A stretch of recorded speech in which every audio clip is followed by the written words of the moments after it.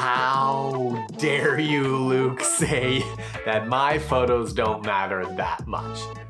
Well, it's not that they don't matter, and maybe that wording is not the best, but they matter, just not like that much. And when I started my business, I wish I didn't think that my photos mattered that much. I guess I'll explain that much in this video. I'm Luke Cleland, I'm a wedding photographer, and I have been a wedding photographer full-time for over a decade now.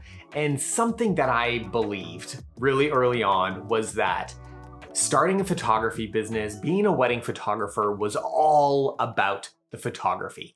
If you could just prove that you were the best photographer in the whole world, that your photos were the best, that they were sharp, they were in focus, they told the story, all those things, then I would never have troubles getting clients. I could build the business as big as I wanted and do anything that I wanted because the photos were the only thing that mattered.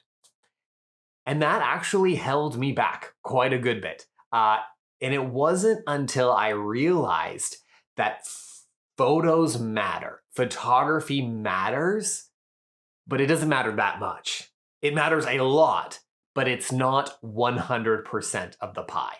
Now, this is a video in a series of 5 steps that I've been going through in how to build a wedding photography business that you love. And these are things that I used to take my business from like wanting to quit wedding photography to the business that I have today that I love doing and I'm really proud of. Now, if this is the first video that you're watching or you need a little refresher in all the steps, here's all 5 of them. So the first one is you are your biggest problem. The second one is find your pillars that will support your dream. The third one is develop a product that you're proud of. The fourth one, the one today, is build a brand that sells. And number 5 is find the people that grow your business. And that video is coming later this week. Now, if you've been watching these videos or you just hear that list of 5 steps and you're like, okay, I want to do that. I want to do that. I'm running a 6-week mastermind that you can sign up and apply for today. Applications are closing at the end of this week. So if you're interested or you want to find out more, you only have a few days left before the applications close. So make sure you head to the description, click on the link, go to my website, and you can check out and apply there. Your brand is your vibe. Your brand is your elevator pitch. Your brand is that feeling that somebody gets when they open your Instagram and they're like, oh, they go to your website and they're like, okay, I'm figuring out, okay. When they read that first paragraph on your about page. Your brand is the realization of your pillars, of the things that matter to you, your values, who you are. It is the display case of your product and how you do things. It is the packaging of all of those things into a little present that you get to show around the world and be like, ooh, do you like this? Do you like this? Do you like this? Now, when I started my photography business, I thought the photos were the only thing that mattered. And if I just showed enough photos, if I just took the best photos, then it would all work out. And I wouldn't have to worry about brand and storytelling and all those things that take too much effort, too much brain power. I just wanted to be a photographer, and that's the only thing that matters. And we've all seen it, right? We've seen successful photographers that seem to have like businesses are going so well. They have tons of clients, and you're like, what? How, like they're good. They're really good photographers, but they're not like the best in the whole world. Like, I know a better photographer, or maybe you even feel like you're a better photographer, but you're just having issues getting clients. You're having issues, having the right clients. You're having issues with your business. You want to take it to the next level. And you look around and you realize that it's not just the people with the best photos that have kind of the best businesses. Those things are not always related. It's a combination of a really excellent product with an excellent brand. Now, I think it's really important to mention here that a brand also can only do so much for you, right? You can't have bad photos and just brand yourself out of that pickle that you might be in. And that's why the order of these steps matter. That's why product was before the brand step.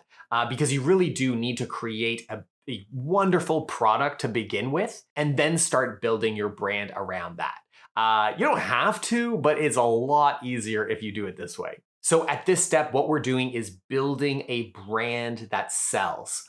We're taking all your values, we're taking all your pillars, we're taking all of the products that you've developed, how you do wedding photography, and all of the technicalities of what that looks like in a product, and then packaging it in a way that helps sell it. Because I just thought the photography would sell itself. So here's an example. When we were kind of rebranding and I was just like, oh, I hate this business. I want to do anything else but this. My wife, Allie, who was integral in this whole rebranding process, she went through all the archives and she went through all of these weddings that I had shot and she started pulling out images. And something that was really helpful to hear from an outside person was she looked at the photos that were good. And something that was really helpful for me to hear was to realize like, okay, I was a good photographer, I was taking good photos, but I wasn't packaging them correctly. I kind of thought like, oh, I'm just gonna throw them all out and it doesn't matter, I can take good photos so people will figure it all out. The key thing about branding is understanding what is the most important things to share, what are the things that align best with who you are and what you're trying to offer the world. And so what we did through that process was we pulled out photos that I had already taken over the years. But what we started doing was looking at those photos in light of the new pillars that we had constructed, in the new direction and vision that we wanted to build. And then we, for example, re-edited them. This was the beginning of the preset that so many of you have purchased. If you don't have it and you're looking for a good preset, you can find it over on my website. But we developed this new preset that was based on my values and what I wanted to put out into the world, re-edited those photos, curated those images, and put those together on my website, put those together on my Instagram. And it started to build this new brand. It started to tell a story as opposed to just like, I'm a photographer, I'll take your photos. It was saying, here's Luke Cleland. He's going to take photos for you and he's going to take them like this. And this is how they feel. And this is how they'll make you feel. And this is how they'll represent your wedding day. I talked about this a little bit in the last video, but something that was actually quite scary for me through this process was that, well, if we edit photos this way and I don't do dark and moody photos anymore at this part of the reception or at this part of the wedding day, then I'm going to ostracize some clients. Like that person's not going to want to book me if I create this brand that's really clear in this direction. And even though that is scary, it is exactly what you want to happen. Your brand is not going to appeal to everyone. It is going to appeal to a few people, and it's going to make them very excited to work with you. Now, does this just happen all in one day? Did we just like do that one weekend and then we're like, okay, our brand is set, it's ready to go? No, but building a brand, they say building, right? For a specific reason, it takes more than a weekend, right? It takes some time to craft your brand that does a really good job in selling kind of who you are.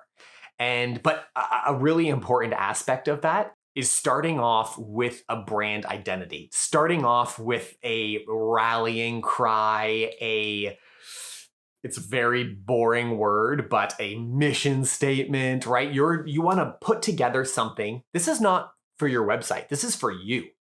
Something to remind you of like, okay, this is the direction I'm going. How can I distill all the work that I've done over these other steps in figuring out my pillars, figuring out my product, and how can I distill that into a paragraph that I can remind myself, that I can print off and put in my studio to say like, Luke, this is the direction you're going. This is the brand that you're building. And so start putting together a paragraph. Write down that, I don't know, you're a photographer that deeply cares about the magic of getting married, and you want to reflect those beliefs through a light and airy style that shows deep emotion and artistry through blah, blah, blah, blah, blah. Now, okay, that was just a little paragraph that I wrote that could be kind of a start.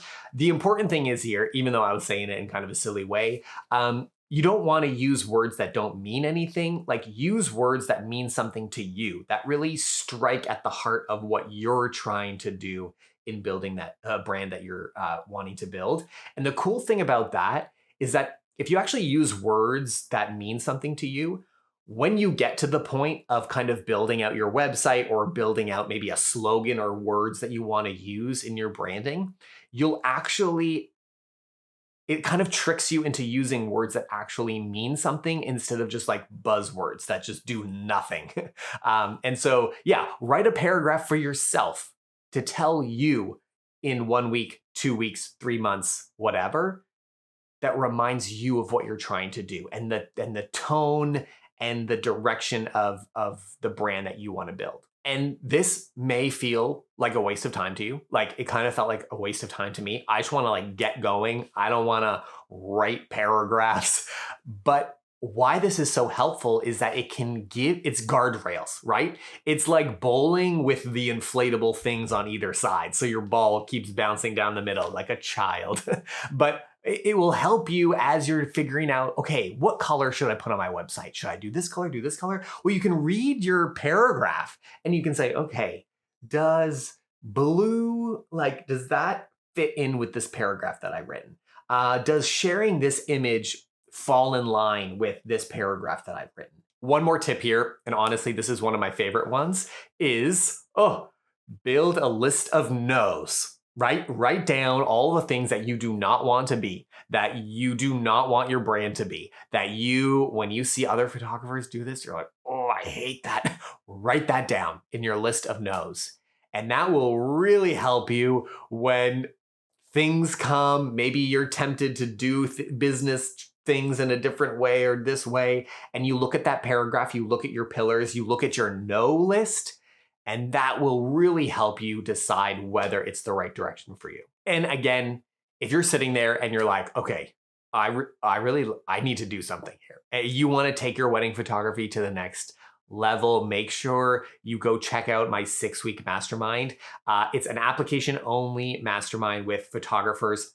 We'll work with you directly and other photographers from around the world for 6 weeks to go through these steps to take your wedding photography business to the next level. So you only have a few days left before the applications close at the end of this month. So make sure you head over there right now. One last thing, I'd love to hear in the comments, what are some of your like no's? What are some things that you're like, I do not want my brand, my wedding photography brand, to be known for this or this or this? I'd love to hear some of those. I think some of those will be juicy and good.